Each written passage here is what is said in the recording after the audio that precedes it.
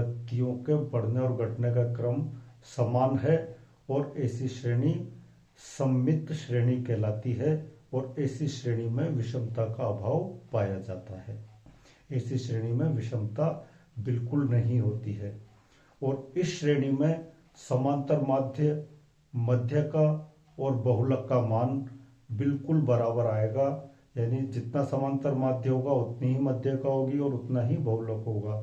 समांतर माध्य, मध्य का और बहुलक तीनों बिल्कुल बराबर होंगे तथा तृतीय चतुर्थक में से मध्यका को घटाएं और मध्यका में से प्रथम चतुर्थक को घटाएं तो ये दोनों मान अगर बराबर आते हैं तो भी श्रेणी में विषमता का अभाव होगा।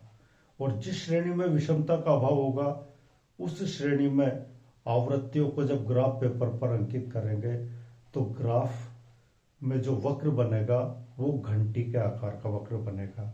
यानी ये जो वक्र है, जब श्रेणी में विषमता नहीं होगी यानी आवृत्तियों के बढ़ने और घटने का क्रम समान होगा तो इस स्थिति में आवृत्तियां एक निश्चित क्रम में बढ़ती चली जाएगी और जब सबसे बड़ी आवृत्ति जिस जगह होगी उसके बाद से फिर वापस आवृत्तियां घटने लगेगी और उसी क्रम में घटेगी जिस क्रम में बढ़ी थी।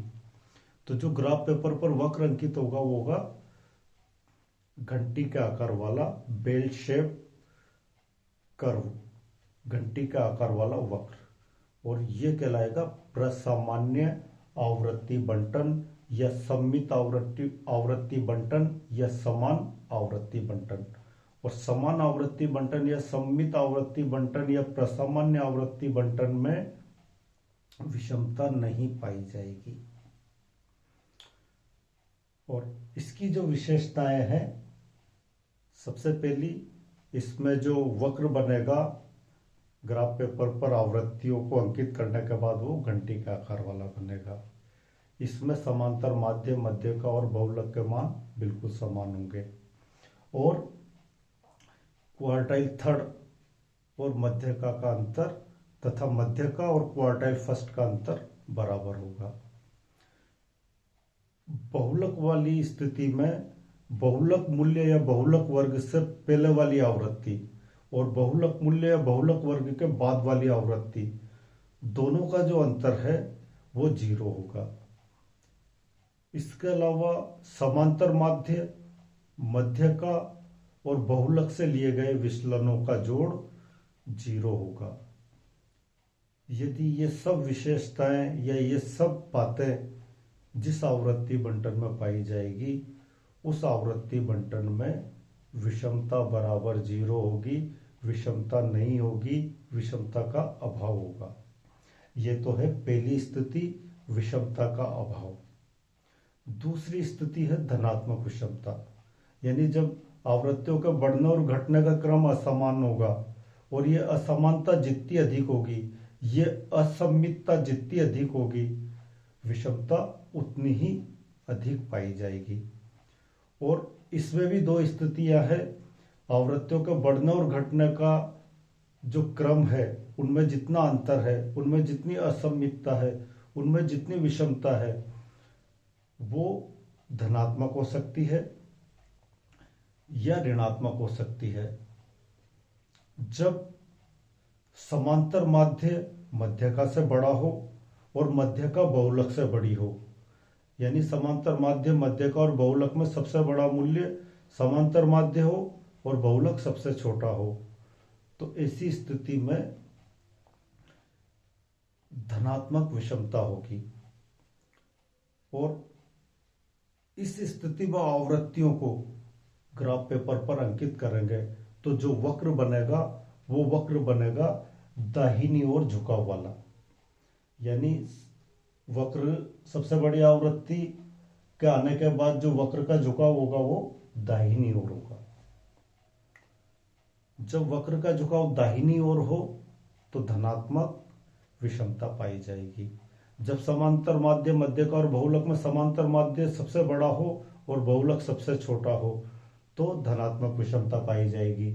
और जब उच्च चतुर्थक और मध्यका का अंतर और मध्यका तथा प्रथम चतुर्थक का अंतर, इन दोनों में से उच्च चतुर्थक और मध्यका का अंतर मध्यक और प्रथम चतुर्थक के अंतर से बड़ा हो तो उस स्थिति में भी धनात्मक विषमता पाई जाएगी।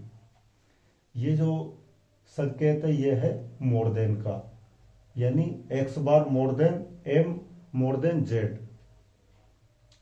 x बार समांतर माध्य, m मीडियन और z बहुलक। x bar more than m यानी x बार मध्यका से बड़ा है और m मोर देन z यानी मध्यका बहुलक से बड़ी है। इसी तरीके से जब बहुलक सबसे बड़ा हो और समांतर माध्य सबसे छोटा हो तो ऐसी स्थिति में जो विषमता होगी वो ऋणात्मक विषमता होगी, नेगेटिव स्क्यूनेस होगी। और नेगेटिव स्क्यूनेस में बहुलक सबसे बड़ा होगा, मध्यका उससे छोटी होगी और समांतर माध्य सबसे छोटा होगा। यानी x bar less than m less than z, यानी x बार मध्यका से छोटा होगा और मध्यका बहुलक से छोटी होगी। और इसी तरीके से q3 minus m minus q1 से छोटा होगा। यह संकेत लेस देन का है। लेस देन यानी से कम, लेस देन यानी से कम। q3 minus m less than m minus q1, तो q3 minus m less than m minus q1 है तो इसका मतलब ऋणात्मक विषमता है। और इस स्थिति में यदि ग्राफ पेपर पर आवृत्तियों को अंकित किया जाए तो जो वक्र बनेगा वो घंटी, वो बाईं ओर झुकाव वाला वक्र बनेगा। जब वक्र बाईं ओर झुकाव वाला बनता है इसका मतलब ऋणात्मक विषमता है, नेगेटिव स्क्यूनेस है। और यदि दाहिनी ओर झुकाव है तो धनात्मक विषमता यानी पॉजिटिव स्क्यूनेस है। तो विषमता के संबंध में तीन स्थितियां हो सकती है, या तो श्रेणी में विषमता का अभाव पाया जाएगा, या श्रेणी में धनात्मक विषमता पाई जाएगी, या श्रेणी में ऋणात्मक विषमता पाई जाएगी।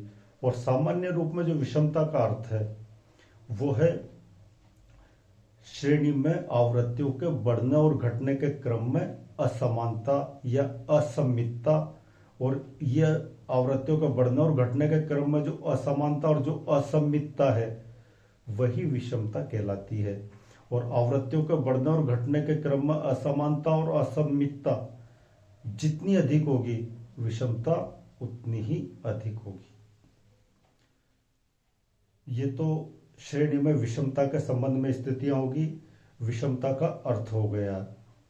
अब इस विषमता का माप करने के लिए विभिन्न विद्वानों ने विभिन्न सूत्र दिए हैं और इनमें से जो तीन सर्वाधिक प्रचलित माप हैं विषमता के वो हैं कार्ल पियर्सन का विषमता माप, बाउले का विषमता माप और केली का विषमता माप।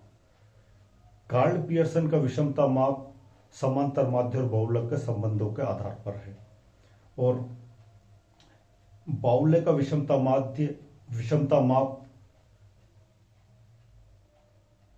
चतुर्थक विचलनों और मध्यका के ऊपर आधारित है, तथा केली का विषमता माप शतमक या दशमक तथा मध्यका के मापों के ऊपर आधारित है।